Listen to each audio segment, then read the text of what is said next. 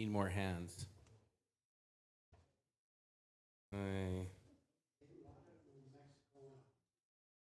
What's that, Bill? Very Mexican, yes. Get loading. That's fine. We'll wait till Jody's ready too.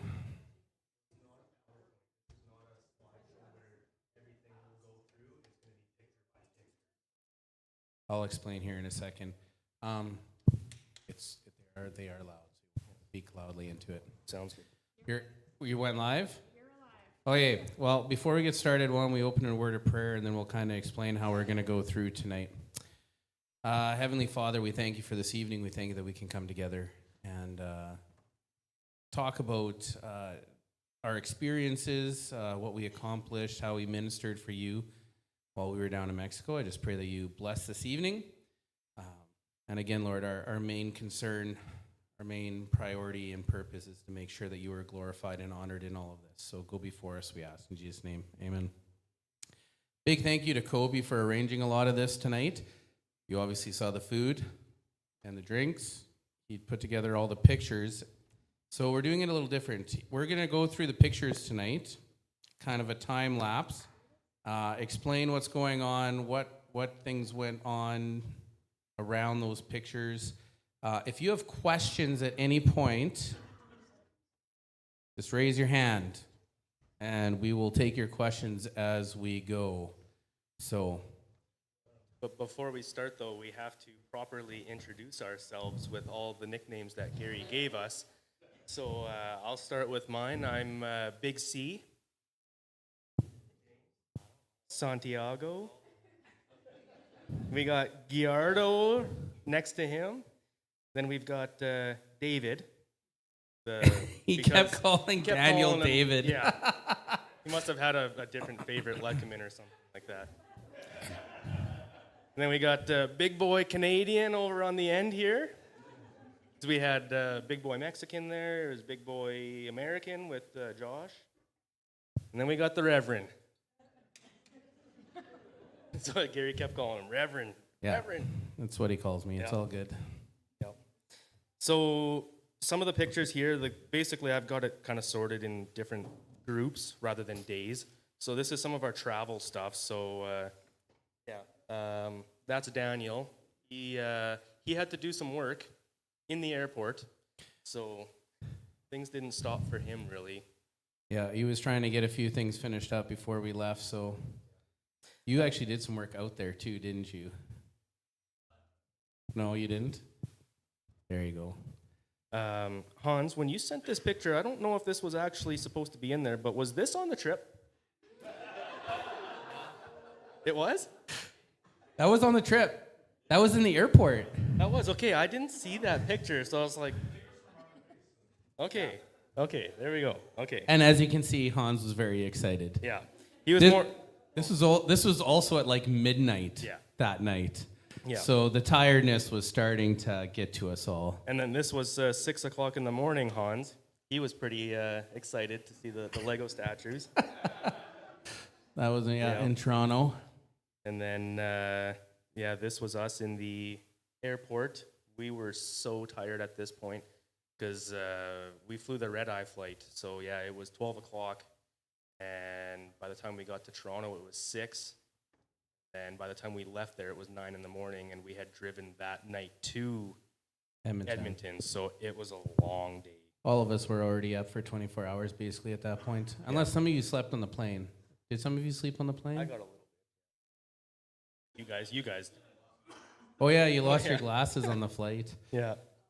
Oh, it's okay. We found them. Yeah. A few rows back, but yeah. This one was kind of cool. This was taken off out of Toronto. That was the CN Tower peeking through the plane there, or the clouds. But we got a couple of good ones here yet. Just travel ones. Finally, a good smile. Yeah, that's about as close as you get. Yeah. This was landing in Mexico. Hans finally got his apple pop. He was so excited for it. We seriously got to the gate. You should be telling this story. Yeah. We get to the gate. You got to turn it Yeah, I was super excited to try some apple pop that I had when I went on a mission trip to Mexico when I was a teenager. So the first thing I wanted to try when I got into the Mexico City airport was try and find like a kiosk or something with this apple pop.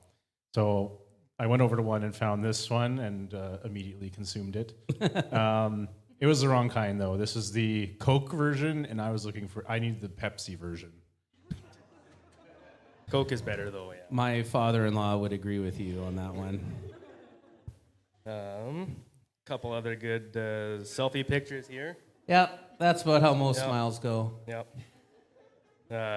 This was just us landing, so nothing too much here. But What was That's that a at? leaving picture. is that leaving? It's night. We got there in the yeah, day. you're right. Yep. Okay, I messed that up. Yep. That's probably why we look, well, I guess we look tired probably on both ends of that. Yeah, that was rough. Yeah, we'll get there. So this was every morning at Cito and Juanita's place. So that's their kitchen table, and it was always busy, super busy in their house. But yeah, we had breakfast there every day.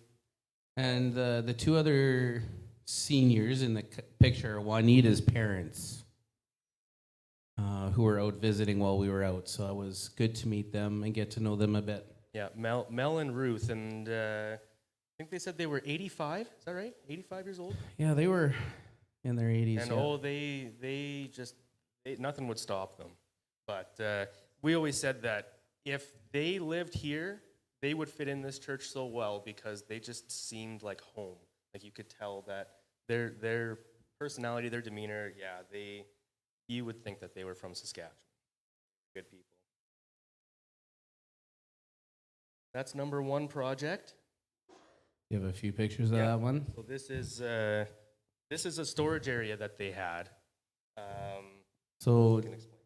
yeah, unless Daniel wants to. Because Daniel and James were, and myself, but I basically was making them do all the work. So. Yeah, this was you there. Yeah. Supervising. What's wrong with that? Yeah. I look semi-dirty. But there was nothing straight there. No, yeah. So we basically they had a roof over that area existing. We had to take that down. It was a lot smaller than that, so we took it down. It was probably only like 2 feet by 4 feet. It's probably maybe 4 by 8. Was it 8 feet even? Well, maybe not quite that long. Anyways, it doesn't matter. It wasn't big. Anyways, so we took that down, and then we just we had to lag bolt or anchor that into the concrete walls. Yeah, and it was nothing was square, so it took a little bit to measure all that up. But yeah, we did that the first day while Colby and Hans were doing some more work in the bathrooms that we did last year. Yeah, so we that got- was the first day project that we worked on. You guys got, or Hans and Kobe got the bathrooms basically, the finishes largely finished. They hadn't done that yet after we left, so they did that. So that was basically day one largely, right? And Work-wise? yeah, and you said that originally that's what they thought they were going to get done. Yeah. You don't remember, Gary, or what? He doesn't have Facebook, yeah. But yeah, largely they thought that area there and finishing up the bathrooms was the majority of what we would get done in that week there, and that was day one. Yeah. So they're like, oh, okay, well, this is... They were so excited that night because they're like, we can't believe it. We thought that would take you all week. Yeah. No. So then this is just kind of where we always took a break. It was hot this week. Last year when we went out there, it was like 28, 27. This week was like 32, 33, and just sun. It was tough. Tough sometimes, yeah. But yeah, so this was project two. I time things. What can I say? So this was project 2 here. This, Gary, you want to talk about this one a little bit? This was the big one. Yep. No, You you gotta gotta- turn your mic on.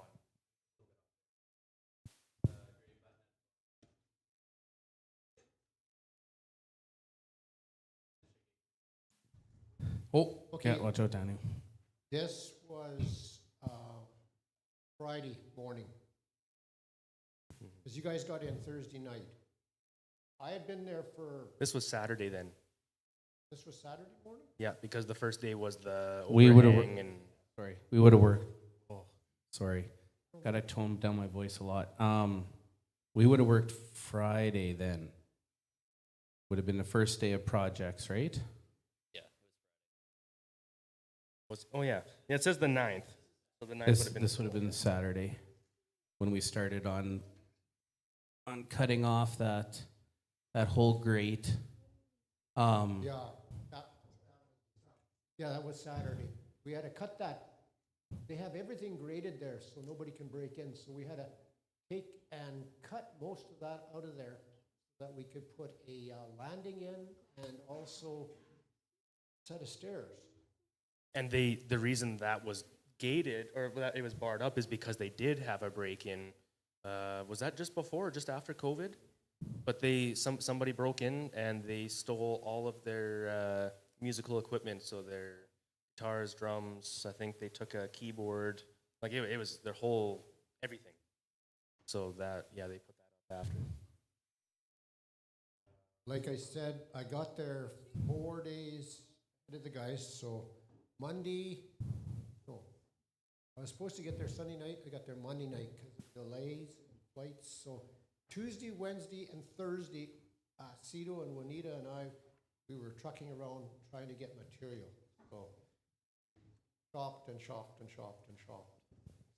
Wood is very hard to come by in Mexico, Yeah, very hard. and basically it's all 8-foot lengths. Anyone?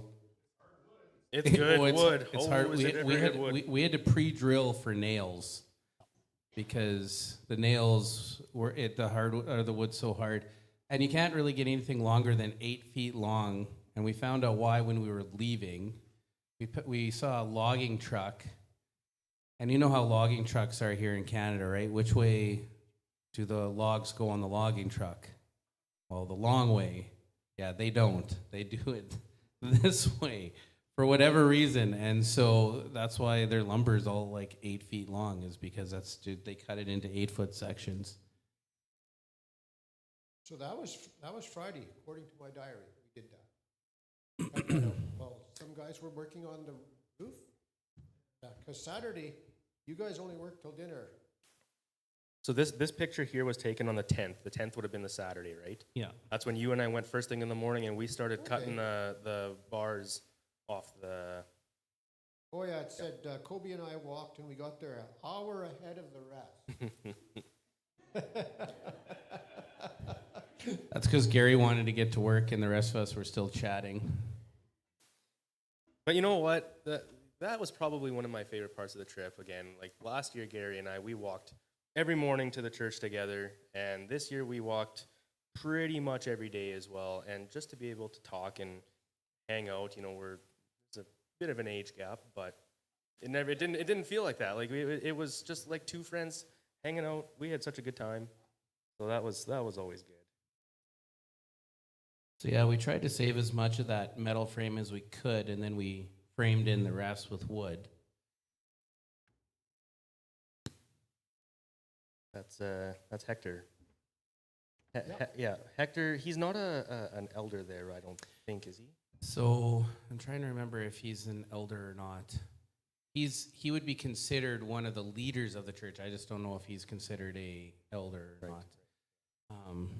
But he joined us for Saturday, which was nice hanging out with him. Yep, really good. So this was things kind of slowly starting to come together there. That was the majority of that day was building this landing. And That was Saturday yeah. We actually got a lot done that Saturday. till noon, and then they forsook me. Oh, what noon, he says. We didn't leave until like 3:30 Yeah. in the afternoon, Gary. Oh man. Anyways, we got quite a bit done, and I was saving all the demolition for Monday, so we didn't have everything dusty and dirty in the church for Sundays. We actually got quite a bit done there on Saturday. Yep. This was another break. That is was it 3.5 or just 3 liters? That was what that was. Yeah. And you can get them as big as 3.5, right? Or did we find a 4? I think it might just be 3. It was 3.5. Because I may or may not have bought a 3.5. But you laugh, but we could drink 2 or 3 of those in a day, and we still didn't go to the washroom Yeah, no, it was. because you're just sweating. It was just, hot. just constant sweating. It's amazing, I'm never in on those break, I Yeah. don't know where I was. Yeah. Okay, well here's a good working picture of you there. So Gary did all the stringers by hand. So he measured everything up, and I guess you can kind of tell how what you did to. Oh, we just had to make them, and then I doubled them up so that we would have the strength. We actually got away with just a double stringer on the outside, both outsides. So and it's plenty strong. We glued and screwed, and turned out good. That's all treated lumber, believe it or not. And then we stained it again because of the termites. So many termites there. You have to stain it with that termite resistant. And this was cleanup. Look at James. Yeah. Look at those watermelon muscles. We were so we were covered in dust, and yeah, Gary just decides, yeah, he's gonna take the leaf blower and he'll take care of that. Yep. But yeah, so this I guess was the beginning of the stairs project there, and yeah, so just a few pictures of that. This was the doorway though. You want to explain kind of how that went? You can see we were able to put the glass back into the metal. Then we were able to buy a door, and you'll see that a little later on. It's a nice steel door and very good. Yep.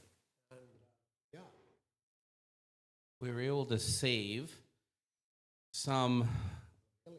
Okay, so how that worked inside the church, and I think there'll be pictures of the demo we did, right? Yeah. So there were stairs going up into the balcony inside this church that weren't good. That's part of why we were doing this. And at the top of those stairs, there was a metal railing. That was the stairs. Yeah.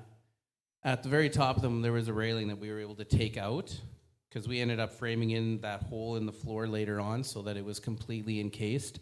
We were actually able to, so that's us framing in the floor, that hole that was in the floor after we demoed the stairs.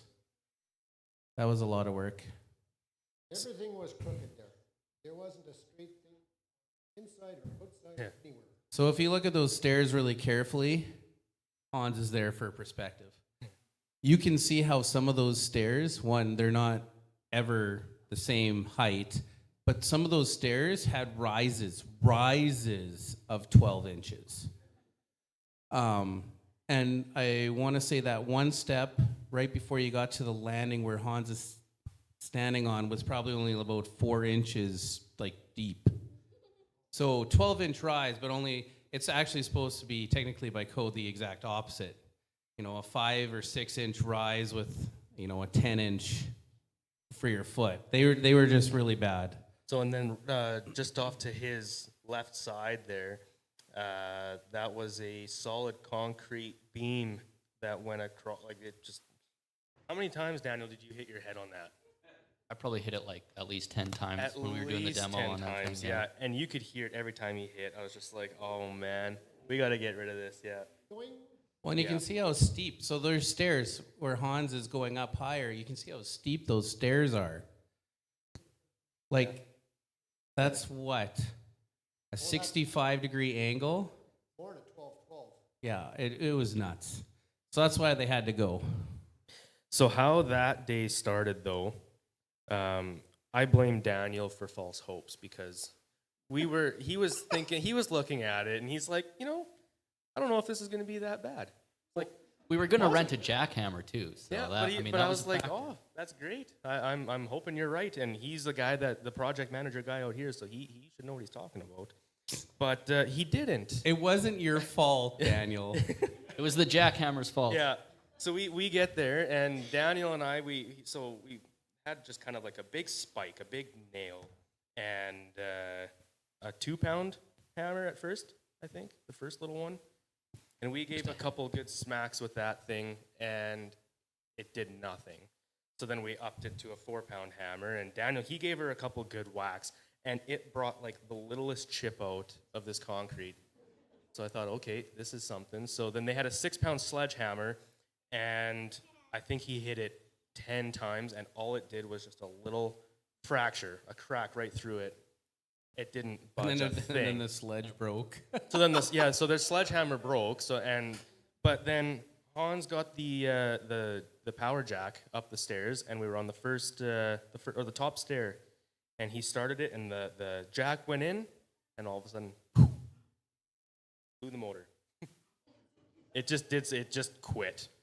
So we thought, oh boy. So finally, when we got through that first step, we realized that it was just solid concrete, and it was probably 8 inches, 10 inches thick In places. in places, and they had was it 14 mil rebar every It was 6 the- or 8 inches apart. Yeah, it wasn't the thin rebar. So it there was was the thick rebar. there was no give to that at all.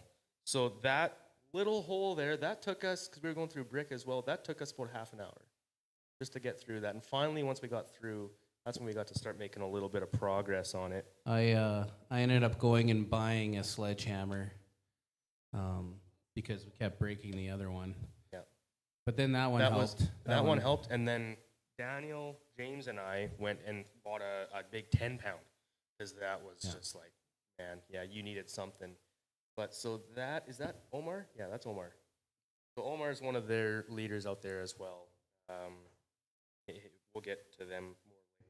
Yeah, they a couple of the guys, 3 of the guys, they came that day and helped us with the demolition.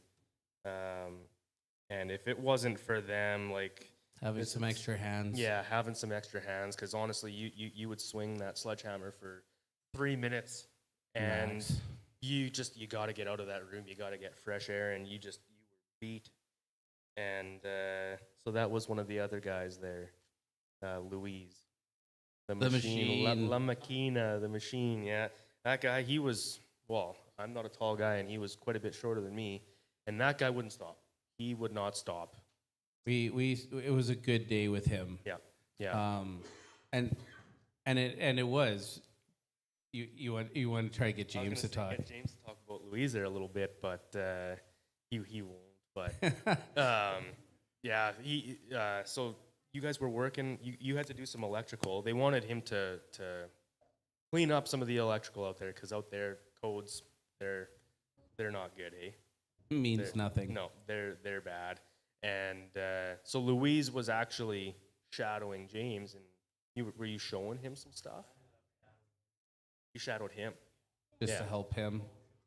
Or coach, yeah. So he coached him through it all, and James was very encouraging to him, and he that brightened up Louise's life. It seemed like Juanita said that, you know, the amount of like the adoration that she had, like just that she was so happy that Louise was like he was just beaming because he had so much encouragement, because out there you don't get that. But when you have somebody like James that he's a journeyman electrician saying, man, you can do this, like you should go into this. Did he not say that that's what his goal was now, is that he was going to go into electrical? Yeah. We'll see what happens, yeah. Yeah. But yeah, so it went a long way, and he's such a shy guy. I didn't know that he was there last year, but because he stayed off into the corner. But this year you could see him come out of his shell quite a bit, and he was starting to become pretty buddy with us. That was cool to see. But yeah, so there we got a new power jack. Home Depot brought us another one, and then Hans went to town. Big boy Canadian went to town. Hans liked his jackhammer. Oh yeah. Yeah, it was good. Yeah. Yeah, so they're finally getting some progress, and I couldn't even tell you how long that was. I'm gonna say that was what, 4 hours later, 4 or 5 hours later. Yeah, maybe 4 hours, half a day. It took us all day. It was a long day. Yeah, That was a hard day. just to try and loosen things up on the stairs there. Yeah, it was. And even that jackhammer only went for. We, No. we got to the bottom about there, and then it quit. Basically, right there is where. Again, something went on it again. So there's our makeshift plank that we had. Basically. Safety first. Yeah.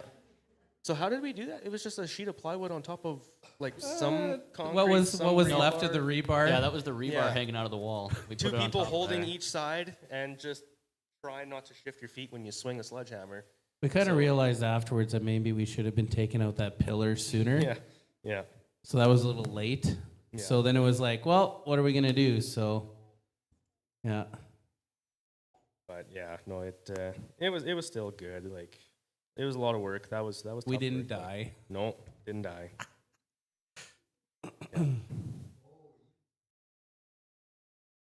Yeah. So yeah, then finally that rebar, that's them taking the I guess the rebar that was bracing the steps. That's them taking that out. And Vito took all that rebar home. yeah. And he undone all that tie wire. Really? He saved all that rebar, eh? Yeah. Wow.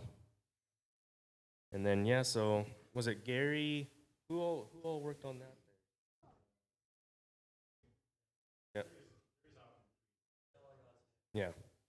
Yeah. So I mean, yeah, right. You weren't there. You were. I wasn't there for that Yeah. because I was down and out that. Yeah. So that that day. was the start of the sicknesses. No. No, Hans It was the started start with of the sickness, Hans. right? Yes. Hans was out Monday. Yeah. Big boy Canadian went down Monday. Yeah. And Reverend went down Tuesday. yeah, Reverend Tuesday. And we actually, I mean, this is probably no surprise, but so Justin he got sick Monday night, right? Monday night or it was in the Tuesday evening. night? Well, Tuesday night we went out to eat. Yeah, We were and just- I went with Tuesday, you. right, yes, But I okay. didn't eat anything You because didn't. I You- was not feeling good. Yeah. And so then Tuesday, yeah, then he got quite sick. And we thought, oh, okay, well, knowing him, he's going to want to just tough through it during the day on Wednesday. So we locked him in the compound. So, yeah, I can't remember who took the key, but there's a lock that they have for the front gate, and you have to have a key to get through it. Out. And the gate is 14 feet tall. Like, if you can climb that, oh, man, good job. But, yeah, so we locked him in there, so he had to stay in there. He had no choice. If he actually had to get anywhere, then we probably would have been in trouble. But Yeah. And then James came back in the afternoon James to came visit back. me. Yeah. Because he wasn't feeling He good. left, yeah. Yeah. Locked it. Yeah. Yeah. So yeah, we were dropping like flies there, but so that's all in all. These are kind of the finished projects or the finished product of that.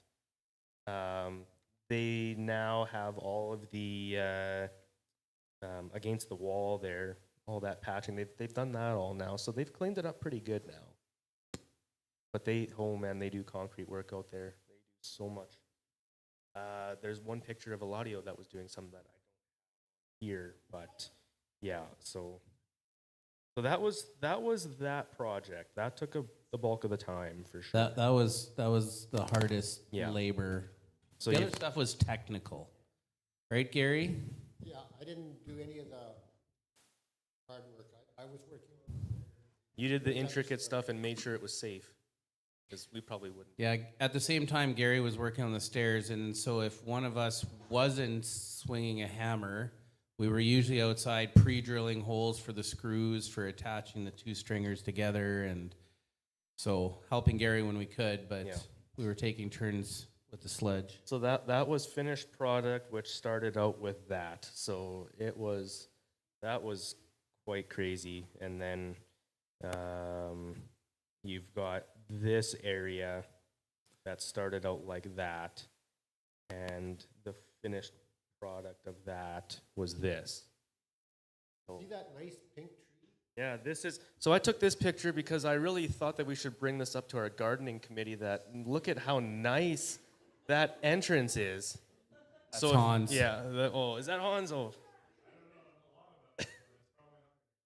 Yeah, no, yeah. Yeah, oh, The it's, drier it gets, the better that plant. yeah, no, it's quite nice. So all in all, that was the finished product. Daniel and Gary did a little foundation at the bottom there. And Little concrete pad. yeah. So that was that. We finished up some of the fixtures in the bathrooms here. So that's our bathrooms that we worked on last year.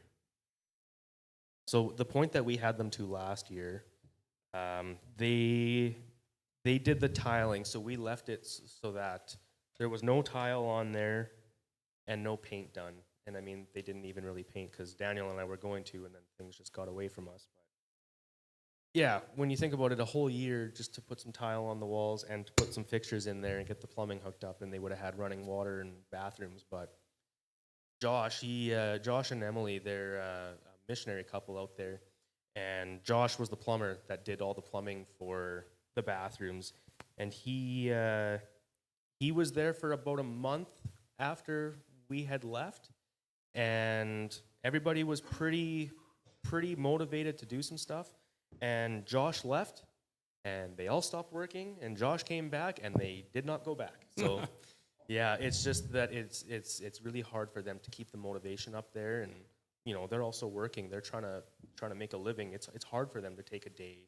I don't know if they get holiday days like we do. Yeah, it's hard to be motivated in the sense of, like, when we work on a project at home, we usually like taking a whole weekend or having 3 or 4 days where maybe we take a week off of work and we work on our project and just get it done, right?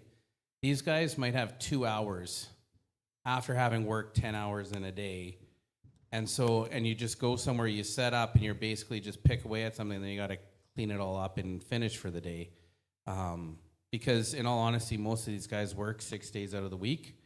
And they don't like to work on Sundays, which is, give them credit, that's the way it should be anyways.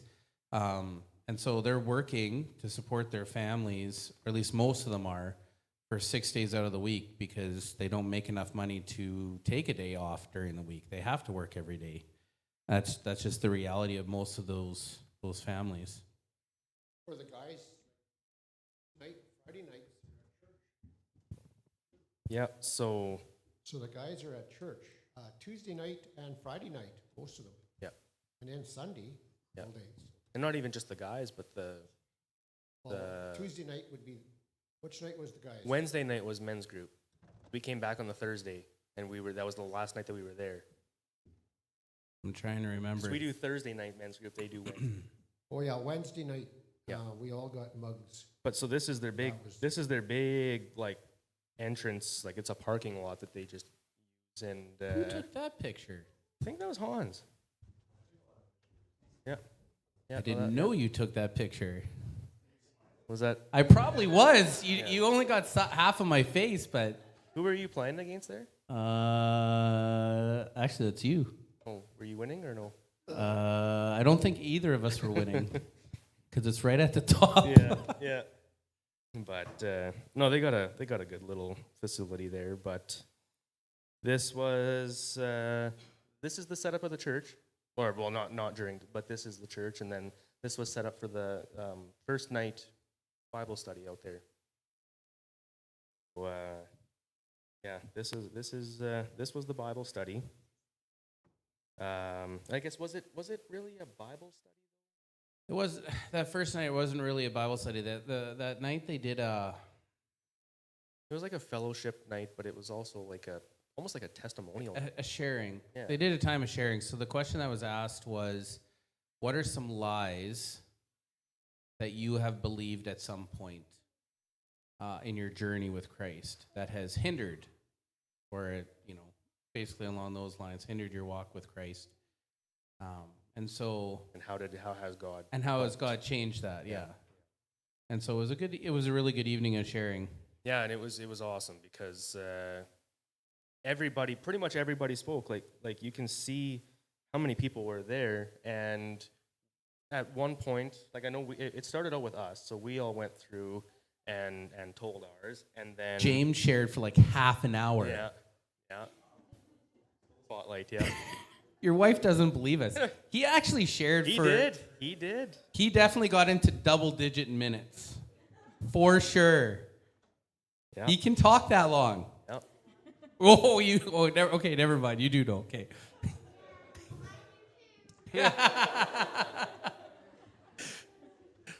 I must have been talking there because Well, everybody's looking at me. Well, they're admiring you, yeah. Oh, I had my finger in my Bible. But yeah, it was good because all of us went and we said ours, and then one person would go, and then it was quiet, and then another person went, and then slowly but surely, you could almost see people were getting more comfortable sharing, and it was almost like you went around, and almost everybody spoke about something, and everything almost seemed different, and at the same time, you know, there's one thing that weighed on you, so that's usually that's what I had said, and James said it perfect. He said that he didn't realize that everybody struggles with the same things. Doesn't matter where you're from.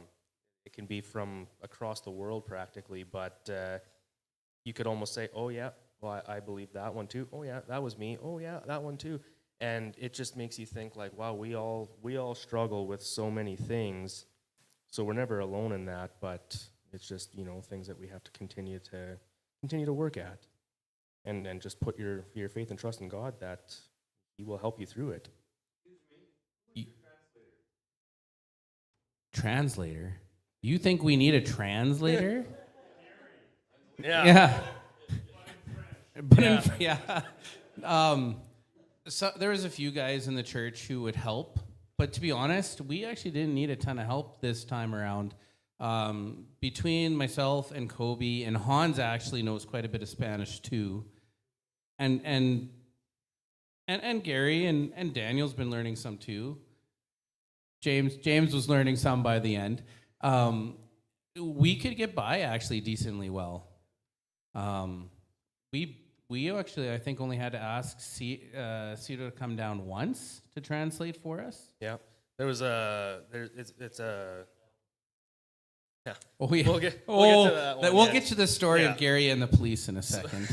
So it's a Seventh-day Adventist hardware store. Is that what they are?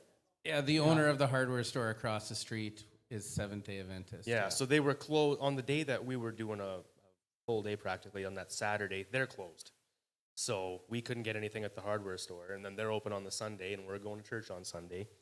But we went down there quite a few times just to grab odds and ends here and there.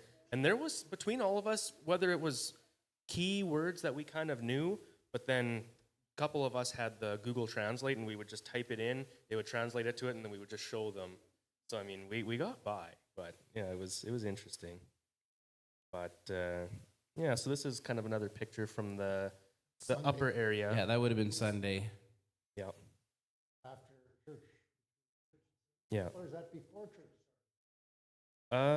That was probably before church started, but this is how we dressed up for church. I got my Lucha Libre mask finally. Yeah, I always wanted one of those. So I may have vetoed that, by yeah, the way. yeah. But so this was church. This So was the day. okay, so that's church. Can you see why they need their balcony? Like almost every chair, like there's some empty spots, but that's because I think the kids had left for kids' church.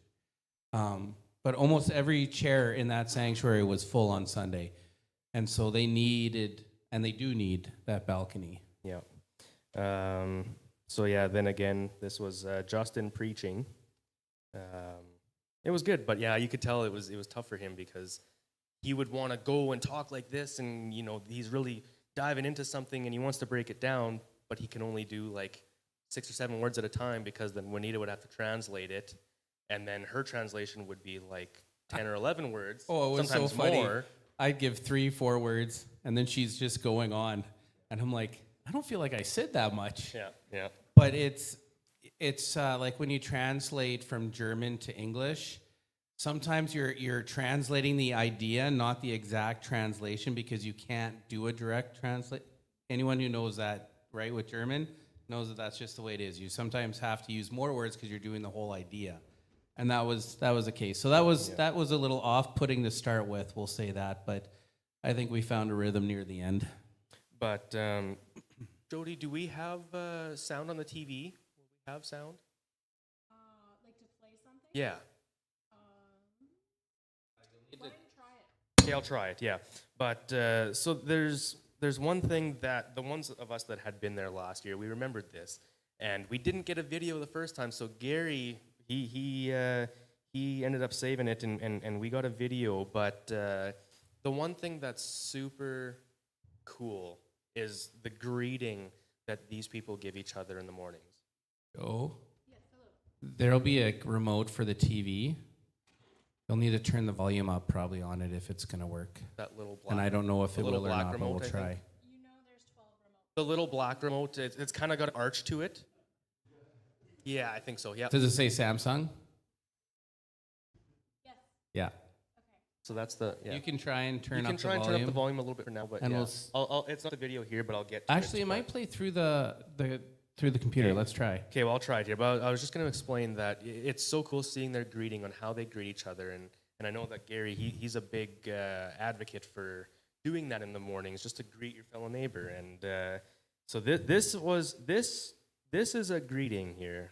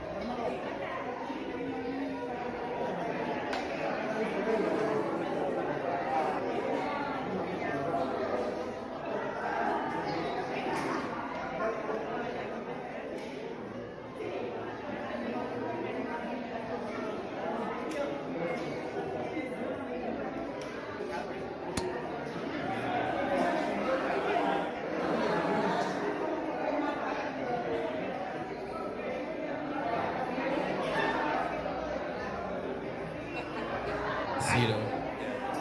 This is for our church next Sunday. Hi, how are you? Yeah. We send you a lot of blessings. See you. See you.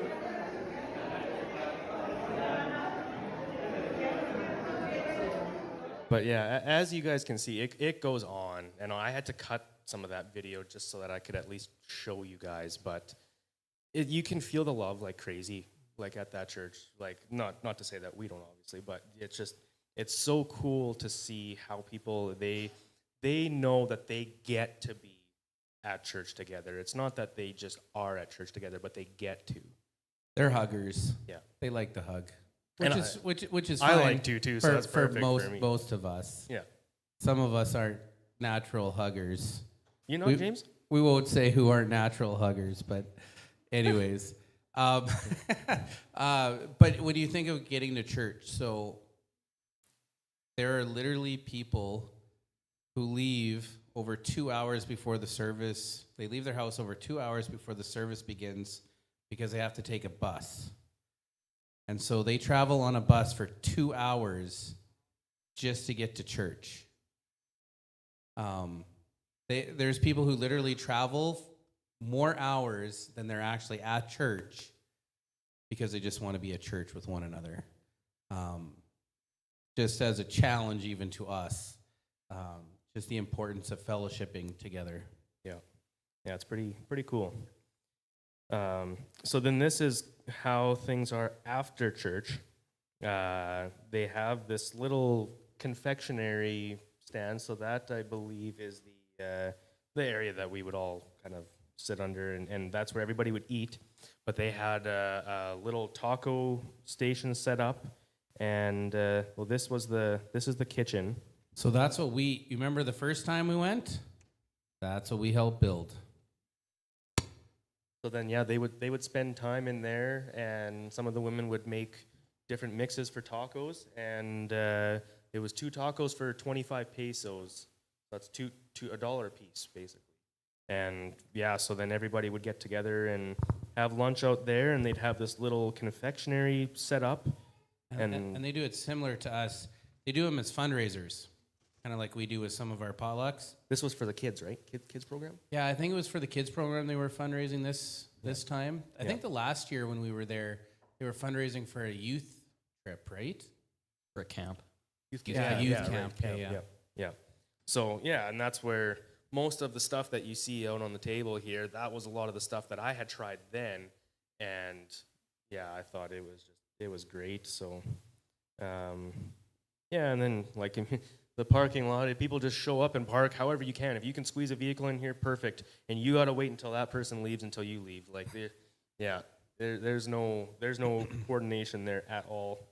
But yeah, a lot of the kids would play basketball and all that, and just hang out for a good hour afterwards. Honestly, yeah. I don't think we got back to the house until like 3:30. It was late, and we got there at 9:30.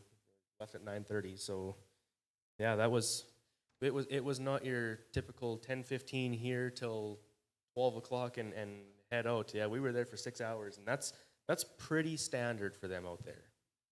So yeah, it's always cool though.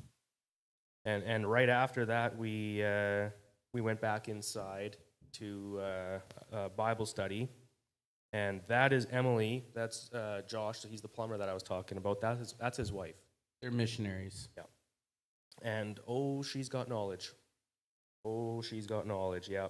So that one was based off, or this study was based off of dinosaurs, and where does that fit into Our creation, Yeah. theology. Yeah. That was really good. So it was really good. Yeah. So that's Sunday there. That's the old church.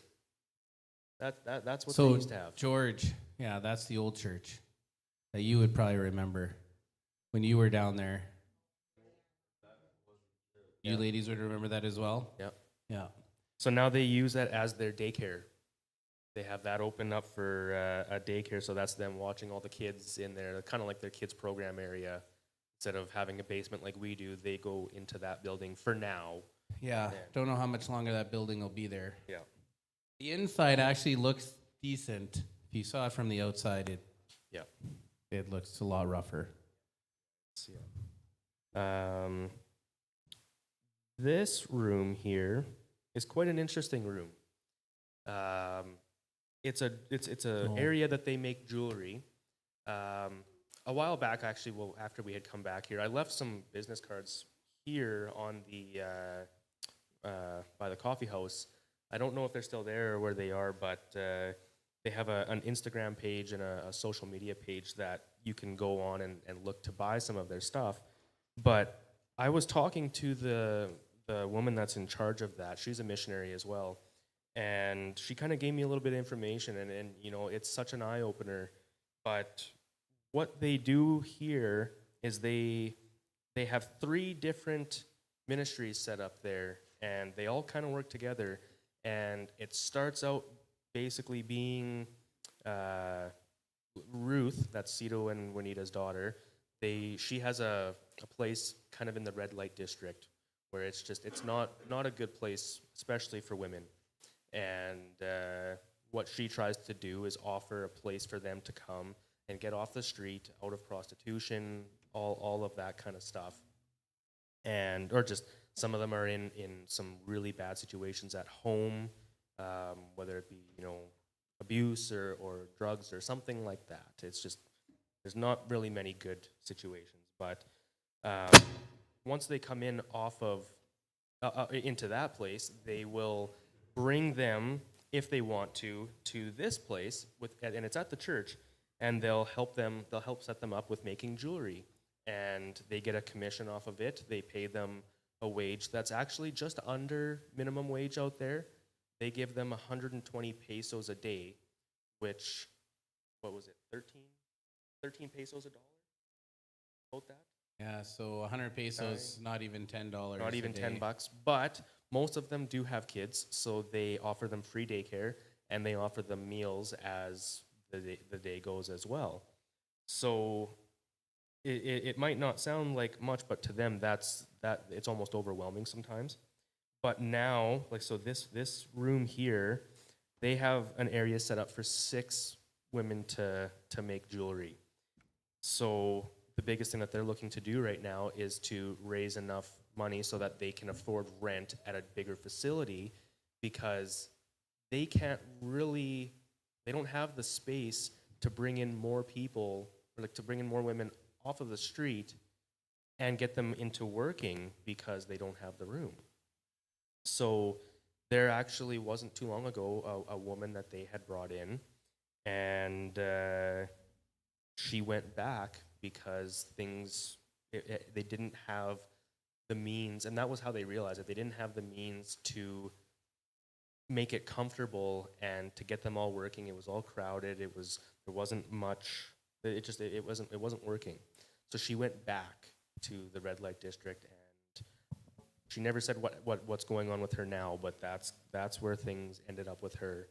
But then they've also had a lot of good stories and outcomes from this, and they one of the women, she said that if it wasn't for the church having this area set up, like she could have gone and got a job, and she was actually making more money in prostitution than she was doing this, but it got her out of an abusive relationship and off of the streets in prostitution, and through that she became a believer, and her life has completely changed through this ministry that they have, and that's becoming more and more popular out there. So yeah, it's a really, really cool thing that they have, but it's definitely in need of growth.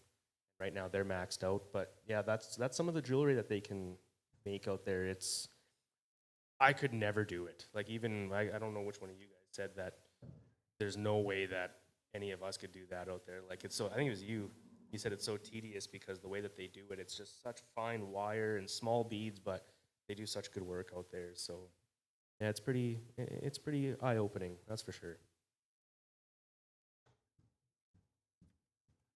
That's rooftop views at night. That was on top of the condo that we were staying at. So it was pretty cool. Like, these pictures on here, they don't do it justice when it's that dark. You see all of Oaxaca, and You can see how high up the mountain the lights go. Oaxaca isn't tall. They don't have buildings higher than like 3 stories. Everything is 3 stories and lower, and so it spreads out, not up, and so it's a huge city.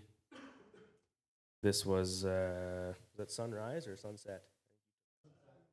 Sunrise, yeah.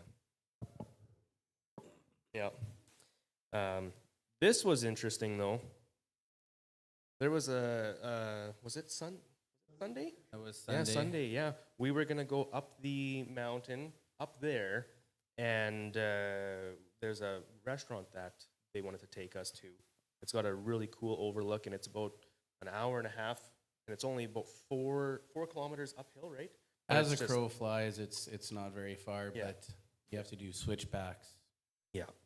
all the way up. And all of a sudden they said, "Oh yeah, there's a fire." And sure enough, that was the smoke, and that was looking right out of our balcony. And Juanita had said that in the 30-some years that she's lived there, she has never seen it that bad. So it was getting to the point where things were getting a little bit, okay, this isn't awesome. And it's so dry, and you get the wrong wind catching, and it just goes. And they don't have the water Or the fire department. or the fire department. Like this, so what did they do? They put out a signal, or They send something? out an emergency text to all the young men. 18 to 64. Yeah. Yeah. And Whoever tell can go. anyone who can come with a shovel. And so they just go up there with a shovel and start throwing dirt on fire. Yeah, they'll take down That's- trees in certain areas. They'll follow Yeah. the patterns of which it's going, and then they'll try and put it out that way. Yeah. They try to put it out with numbers, not necessarily Yeah, 1,800 people yeah. went up there and Yeah. got it under control. But there was a video that I can't remember what. It was Anna, right? Or, can't remember what his name is. Son-in-law. Yeah, but he took a video of them. They were up on the streets, and I don't have the video, unfortunately. But yeah, it was pretty crazy. But all of a sudden, you see, it's kind of like pandemonium. The video, like there's people kind of yelling a little bit and talking. You can hear the commotion, and there's a house there. And then all of a sudden, around the corner of the mountain, you just see flame, and it just took that house right out, like nothing. So people, then they're running down the hill, like it. So they lost 25. They lost 25 houses in that area, and the government claimed that they only lost 5, and the reason being is because they can't afford to rebuild 25 houses out there. So 5 people got their house back, 20 lost them. So it's one of those things. They don't have a lot of money out there, so yeah, it's pretty unfortunate. But that was the views in the morning when we would be leaving from Cito and Juanita's place. We were that close to the mountains there, and yeah, it was, as much as it looks like it's kind of ratty, maybe not a little bit clean or anything. It was beautiful. Like it's such an awesome area, and you always felt safe. It was always worth a walk. And I had to take a picture of this here, but this was a woman that was just a local, and I mean there's stray dogs everywhere. Everywhere you go, there are dogs, and you're not supposed to communicate with them. You're not supposed to be petting them or anything because you don't know what they've got. But she had bought buckets of dog food, and she would just feed them to stray dogs, and I thought that was pretty. Or they tried to attack Gary. Yeah. Yeah, the mean Gary. Yeah, and again, just wild. Is that a rooster there? Rooster, I think? yeah. Just out and about. Yeah, walking the streets. This was Gary's room, and now, I mean, I'm sure, I don't know, Wanda, is this kind of how he is at home? Nice and tidy, clean guy like that? Yeah, this was living with some boys. That was not my room. That was mine and James and Daniel's room, but yeah, you got clean Gary that's got his bed all nice and tight and tidy, and then there's us, we got clothes on the floor, and oh yeah. Yeah, I felt bad for Gary having to live with that, but yeah. We won't say whose beds were whose. Yeah. This is downtown Oaxaca. I think this was your favorite part of the trip. You like downtown? Yeah. Yeah. You can see some of the building, like the one building there looks newer, but you can see the other building. Some of these buildings are like 400 or 500 years old. Yeah. So it's amazing to go downtown and see the historical landmarks. Yeah, like even just this here, like you can see some of the buildings in the back there, but yeah, they just had areas like streets that are made of stone like that, and you just walk them, and it's a pretty cool vibe. But again, like some of the architecture there, like that one was 650 years old? Oh. I think. Yeah. It was built in the late 1400s, I think. Something like that, yeah. But I met Spider-Man there, yeah.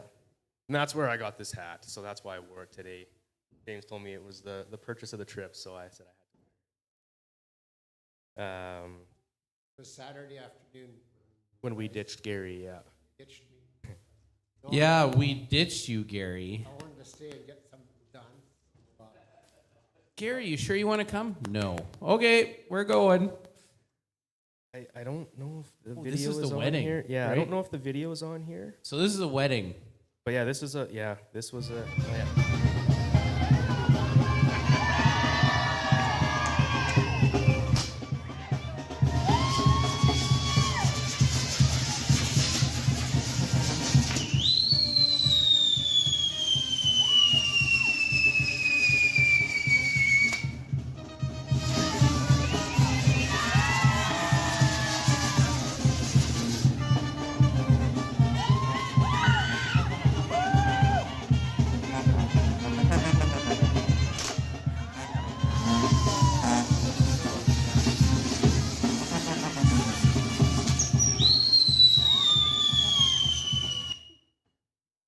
Yeah, they it's- celebrate. So there was like a whole band. Oh yeah. They have giant puppets that they pay people to like. Yeah, I don't know if I've got them, but No, yeah, no, they'll it's sit all there and just good. spin and dance and. It's Oh, it's yeah. a sight to be seen. We'll Yeah. say that. I can see the bride and groom there. They're head and shoulders above everybody else. They're by the big balloons. Can't see. Oh, like the giant puppets, you mean? Yeah, Yeah, yeah, it's pretty cool, and it's pretty elaborate. this is the church that they got married in. So when they opened the doors, we could kind of go in and take a picture there. But yeah, just the architecture. It's something else, that's for sure. It's kind of a little, well, it's kind of a little eerie in a sense, though. In some ways, yeah. Yeah, in some ways, it definitely is. But yeah, it's interesting. Yeah, and then we got to see like just a couple little, little monuments that they have there. Like I don't know if anybody's here seen the movie Nacho Libre with Jack Black, but this was in the scene in there because it was actually filmed in Oaxaca. But yeah, so this is like an area that he does like a couple little stunts and stuff there. They thought that was pretty cool to show us. This is Cito's car. That's his baby. Yeah, I got to drive it, so I was pretty pumped about that. Yeah, that was a lot of fun. And then You missed out on the fun. Driving was unreal. He'll be going down a one-way street the wrong way. Then all at once, he'll turn around and he'll back up. He'll be going down a one-way street, backing up. You just kill yourself laughing. Whatever we want to do. pretty cool. Yeah. You guys missed that. Oh, the rain. Rain. Yeah, it rained Yeah. after we left. Yeah, which we've never seen, and they never get that. You said when at this time of year. Yeah. Never. But yeah, and then just a couple. We took some pictures of like the different foods and stuff that we had out there. We had a Walmart trip, so that was breakfast. So it's just like, well, it's eggs, and then they have kind of like a hot sauce type sauce in there as well with a tortilla shell, and yeah, just lots of different things. There's those tostadas that we had out in the front there. What's that? Yeah, that was that one. And then yeah, they took us to a big authentic buffet, which that was pretty cool. There's there's so many different foods there. Like, yeah, we did not go home full that day. Hungry. Or hungry, yeah, yeah. Well, I don't know. I didn't really go home full either because I ate lots out there. But, Hans didn't eat a thing. Well, well, it's because he had just eaten. Yeah, yeah. But yeah, so that's the group there. All of us went, and yeah, it was good hanging out with them. But Cito and I ate onions. yeah, this is the crickets. grasshoppers there. Yeah, George, did you ever have those out there? No. Did you guys ever have them out there either, Marianne and Marge? You did, yeah. Good stuff, yeah. Oh, yeah. Oh, they got the good ones. These ones were lime, yeah. So I had a couple in my beard there that I had to toss in. Lick the chocolate off, yeah. Yeah, this was one of the taco stands out there. This So was good that yeah. night. That was. We went there last year as well, and that place we knew we wanted to go back. And yeah, it's so good. It's authentic. But yeah, this was Cito's favorite place. He took us basically on a guys' night, and we went out to this. It is literally, this is what the street looks like. That this taco stand, it's just on a cart on wheels, and it's a big cart, but that's what the street looks like that it's on. And yeah, the stuff that the tacos that they made, we couldn't stop eating them. That was the night that Justin got I was sick feeling there. Good, yeah. But I don't know who wants to tell a story about Gary and the police. Daniel? No? So Gary, we get there. It was the craziest thing. 2 times we got pulled over by the cops when we were out there, and the first time, Cito's driving down a one-way street, and he pulls up. He's going to parallel park in this way, and two cops on a bike, like on motorcycles, they came and they kind of whipped in around him. But because he didn't wait for them, they said it's basically their road. But because he didn't wait for them, they pulled over. They helped Cito guide into his spot, and then they told him to roll the window down. Was talking to him, basically upset that he didn't wait for them. And so then, yeah, he wanted all of our information, and he told us that he told them that we're not from here. So then, yeah, we all had to get out of the vehicle, and we're in Mexico where they speak Spanish. Gary's from here who speaks English, but for some reason, he started talking to them in French. He says bonjour. And what did you say? How do you say how are you in French? ¿Cómo estás? Oh, yeah. No. Oh, in French is ¿Cómo ça va? Yeah, but you said or something très bien. Yeah. And then he's talking to them. They don't know what he's saying. He says, "That's in French," just so that you guys know. But yeah, he's making friends with the cops who are just not happy with Cito, and Yeah, who are super serious, and we're just were looking serious, at Gary, yeah. and we're like, Gary, you got to read the moment. yeah, because they've got masks on that kind of cover their nose. You can basically just see their eyes. And do they have semi-automatics? Oh yeah. Yeah. But yeah, those are Gary's friends there that night. So yeah, hola, yeah, yeah. That was pretty good, but so that was the first time. The second time was actually on the way to the airport on our way back, and well, that was the night that I had got sick. We were at men's group, and when we got back from men's group, I immediately went to the washroom, and I was out of commission for hours. So that was at 10:30, and our flight, we had to be at the airport by 4. So that was right at the start of me getting the flu. And we were on our way to the airport, and I just knew that I had to focus. I had to try and make it to the airport. And there's speed bumps all over the place. And Cito, he's just going through them. And then finally, we get pulled over by a cop. And they're shining flashlights in the windows. They're looking at us, and they're upset that his windows are too dark, which they come factory like that, just like most out here, but that there was more than one person in there, and it was at nighttime. So both times that they told him that we'll let this go, or we're not going to make a big deal about it if you pay us 50 or 100 pesos. So trying to get a little extra income out there, because out there they said the government's not funded, or the police is not funded as much as they should be. So they try to get a little extra on an intimidation factor.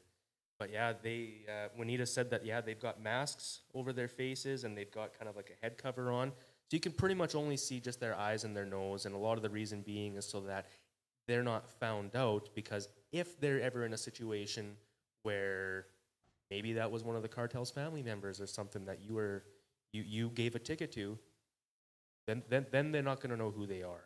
So it's a very dangerous job to be a police officer out there, but they try to beef themselves up, if you want to say, and intimidate people. But Cito, he didn't fall for that. So yeah, he said, no, I ain't paying a thing, and finally they just said, okay, well, see you later. So yeah, it was quite interesting.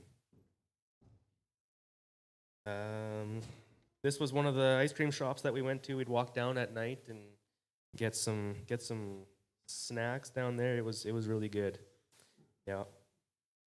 And this was the couple that made the donuts, and we got to talk to them about the mixer there. They were so happy. They say thank you to everybody here. Like they know that was pretty special. So yeah, last time you could tell, like, I don't know, maybe this was just me, but last time when we were there, they were quieter, and now this time, because they knew us, they were comfortable with us, they really appreciated, the church doing that. Oh, they were around us like crazy. They made us 2 meals. We saw them at the Bible study nights. They made us donuts again, which just were so good. But yeah, we were treated so well by people out there. Like they're so good. This is that couple. That's the one guy that was the down in the fires there that was fighting the fires. They made us supper in our condo that night. Can't remember their names though. That's the ones I can't remember. But that little lady on the right, she's Cito and Juanita's housekeeper. She keeps their houses clean and the church clean, and they pay her. That's her daughter Son-in-law. and son-in-law. So yeah, again here, this is Mel and Ruth. That's Juanita's parents. Yeah, very, very nice people. And then, yeah, this is Louise. So you can see he is a lot shorter than me, and I'm not a tall guy, but that guy could outwork me to no end. Those guys, they know what work is like out there. And then this is Carmelo. So these are just some of the guys that we kind of bonded with within the last couple of years here. And especially, seeing some familiar faces going back, they really appreciated that, so that you could feel that friendship definitely starting. And this is Victor. He's one of the leaders, elder. Is he associate pastor, kind of? Yeah. Elder. Elder, yeah. For sure, elder, yeah. Yeah. And then that's Omar. Omar's one of the leaders there as well, younger leaders. And that's Isai. That's Hans's new best friend. They bonded over board games. And he's an English teacher. So he did a lot of interpreting for us, especially during the men's group. The men's That's group. when Justin led that. And yeah, they covered that pretty good out there. So, and then that's Hector. And I didn't know, for the last 2 years, I didn't know that Hector could speak much English. And finally he calls me over and he shows me stuff and he starts talking English to me. And I said, "You can speak English?" He says, "Yeah." So School teacher. yeah, and oh yeah, just a nice guy. So everyone's exchanging phone numbers, and this was the men's group that we had out there. So everybody's outside, hanging out, and tacos to follow, and yeah, it was good. Some people had tacos. I did not have tacos. I was not. Yeah, you didn't Oh come yeah, that you night. weren't there, right? Yes, you That were. was the day I was supposed to be recovering, but I had to lead men's group that night, so I still went and led men's group, so I didn't eat that night. And yeah, then we're on our way back home. That's the trip. You guys got questions? Got to stay 3 more days after the guys. Tito had me busy fixing vehicles.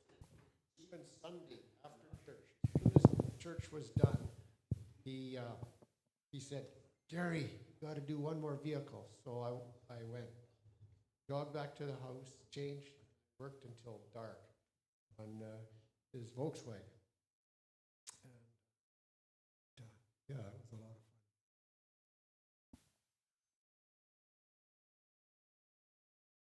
No questions? Did you learn any songs in Spanish? You know what? The songs they sing in their service are the exact same songs we do. Yeah. They're just in Spanish. Yeah, they had Amazing Grace was on Sunday. There was probably 3 out of the 4 songs, or 4 out of the 5 songs, however many they did. There was probably only one that I didn't necessarily recognize. All the other ones, 10,000 Reasons. yeah. You Cornerstone, I think, was another one. Like they sing the same kind of songs we do. They're just in Spanish. Yep. So I imagine each one of you had a highlight. And what was your highlight of the trips? Start. I think just the day taking out the stairs, knocking those out with the guys from the church there. It was a lot of fun.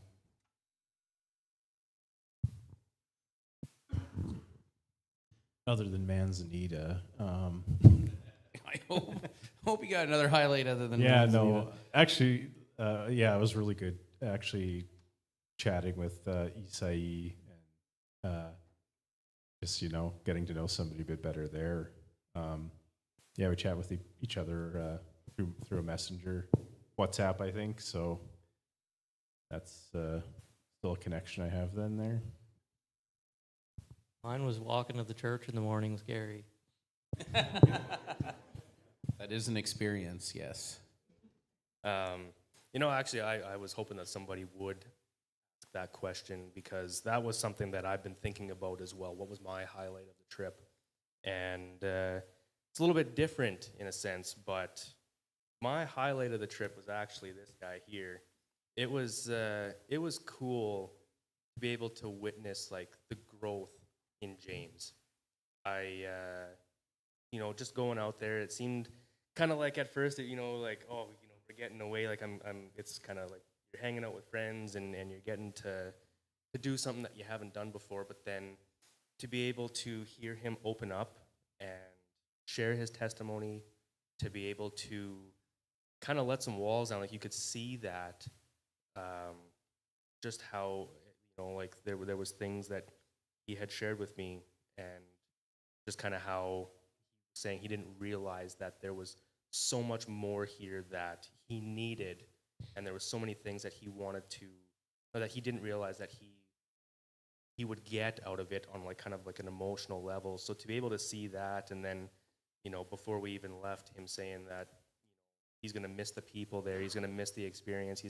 He took so much back from it. Like maybe that's because I had been there before and I was probably like that last year, but to be able to see that in somebody else this year, that was pretty cool. So for me, it was just being able to see the growth, not even just in James, but in everybody as well. Like you come back almost a different person in a sense. So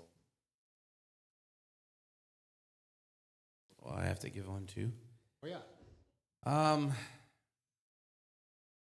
yeah. Obviously, it's always good as a pastor to see the men that are going down with you work so hard and accomplish so much in a short amount of time. Like in all honesty, the amount of work we got done was incredible, and we worked so well together. Because some of the stuff we had to do a lot of troubleshooting, and the fact that we were able to work well with one another and figure it out is really good. Though I would say maybe the biggest highlight though for me is the elders of the church had asked me to sit down with them and go through what it means to lead a church biblically. Try to make a long story short. They know that they're moving into a transition now. Cito and Juanita are getting a little older. Cito in particular knows full well he's not going to be able to lead that church forever. Victor is a little bit older too. They really only have 2 official elders outside of Cito. So it's one of those situations where all 3 of them are getting older. They know that they need to start transitioning. But in Mexico, one of the things that they were very honest with me about is most churches are corrupt. They may preach the gospel, but a lot of the leaders in those churches take advantage of their power, or even take advantage financially. And so they wanted to understand and know. They wanted me to sit down not just with Cito and the 2 elders, but they had invited about 6 other young leaders within the church. And they wanted me to answer questions and discuss how we as a church function and what that looks like biblically. And so it was a highlight for me and I was like 3 hours. I sat down with them for like 3 hours going through what it means to lead, at least my perspective on servant leadership. Because again, they've never seen it properly modeled. And so it was really good. In all honesty, I probably could have gone for another 3 hours because they had so many questions. Cito actually asked if I'd be interested or maybe willing to come down separately at some point and do more of those interactions with their leaders. And so that was a highlight for me. I love building into other people. And so that was a highlight to be able to sit down with the leadership of their church. So, and to see that they take it seriously. Like that's something we shouldn't take for granted when we talk about helping out another church in the world, somewhere else, is the fact that this is a church that's taking it seriously and cares about being biblical. And I think that's should be very encouraging to us.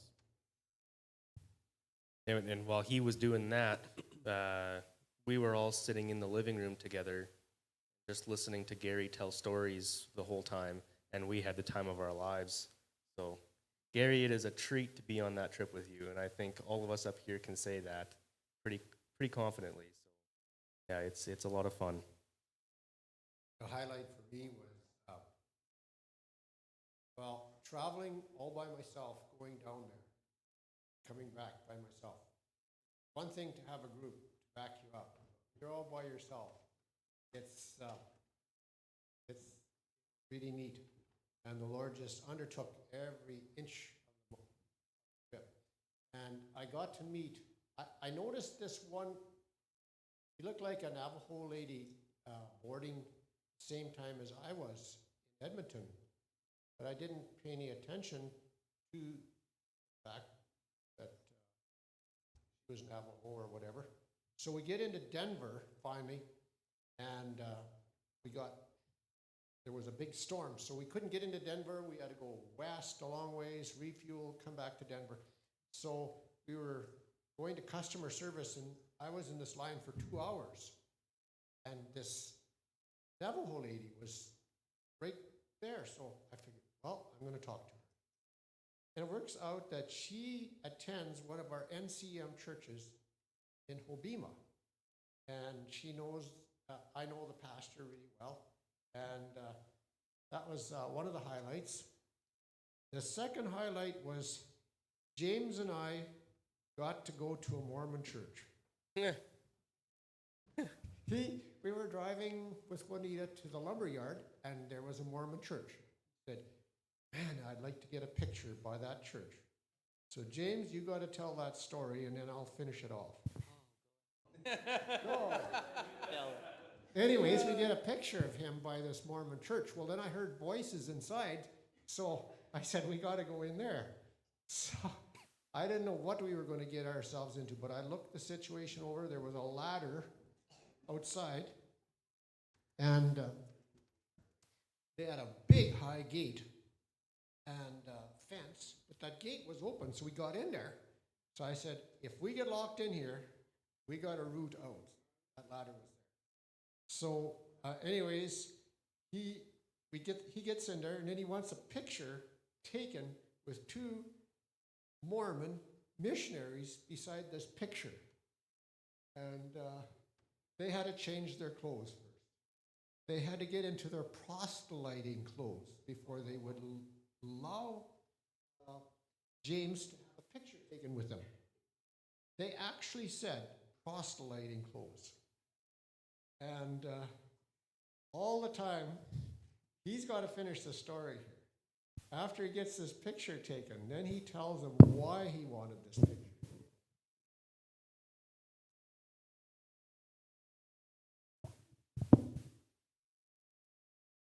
So I called my dad from Mexico and was talking to him, and he was out with my two aunts who are Mormons. And they're like, oh, who are you talking to? And he's like, James, he's in Mexico right now, converting Mormons to Christians. So that's what he told my aunts. So then the next day I was like, when we seen the Mormon missionaries out there, I'm like, I have to get a picture with them and send it so that my dad can send it to my aunts. And that's what that was all about. So we came across the church, we had to get the picture. So Gary took me in there, and we got it. I don't have it here, but it's a good one. Oh. Sure enough, they locked that gate when we were in there. Man, but they came and opened it up so we could get out. But this still isn't the highlight. So we got back to the church about maybe 2:30 or 3. So we were going to eat. And, well, James was just tying into that food like crazy. And I said, James, we have to pray. Can you pray for the food? He ate first. Because he ate first. Yeah. And James prayed. And he said afterwards, well, you tell him. He said, that's the first time I've prayed out loud. Was that just for food or in general? So that was a real highlight to see James pray. And I hope that continues on. And I really saw growth in everybody. And I've got it right in my diary. James said, I want to come back next year. So, looks like it might be just James and myself, but if the Lord tarries, nobody else can go. Maybe, but we don't know what's going to happen next year. Situation in the world, but anyways, we'll just keep praying. If the Lord wants a team to go back, perhaps we can go again. Cedar really, really, really wants to take us up into the mountains. And that seems to be a burden that he's got on his heart, to take us up into the mountains to where he grew up and to see that. And he said, I'll have some work for you, but it won't be so hard. So, in between all of this, he was working on my teeth. He did implants. And so the last day, he comes with these teeth. He had them in his pocket. Just this dirty old pocket. Takes them out and he rinses them underneath the water and he sticks them on those implants and they just fit like a glove. Like he is a perfectionist. And I've never seen anybody that does such good work. And everything he does to perfection. These guys here. Any other questions, though? There's a hand there. Do you have a question towards Dan?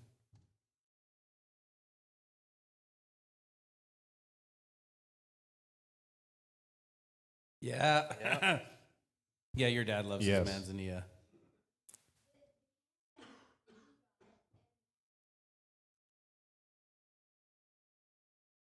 Does it have the stop signs on it? No, it doesn't have it. I think they were from the U.S. Yeah, New York, but the taste is the same. That's what counts.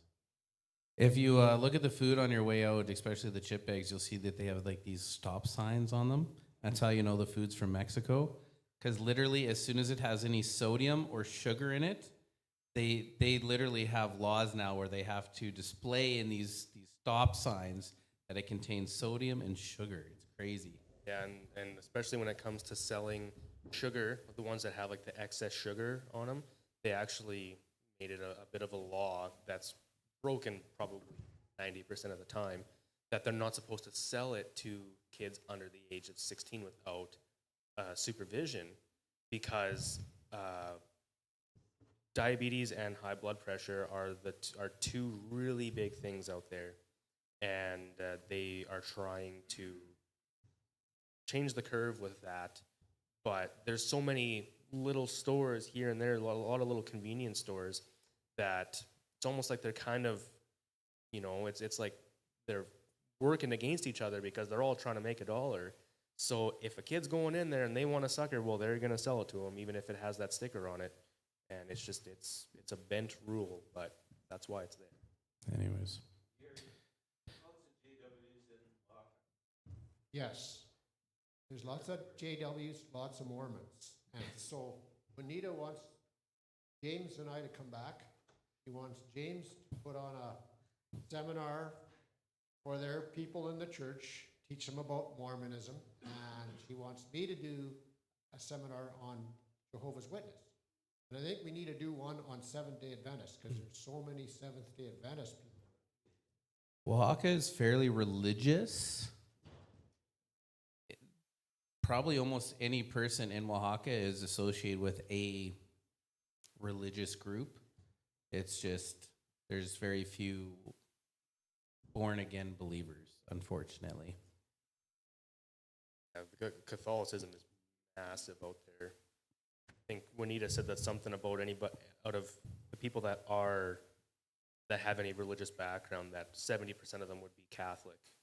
And out there, it would be as simple as, yeah, I was born into a Catholic family, I'm Catholic, and now let's go party and drink. And it's it doesn't actually change their lives the way that it should. It's definitely different out there than it is here.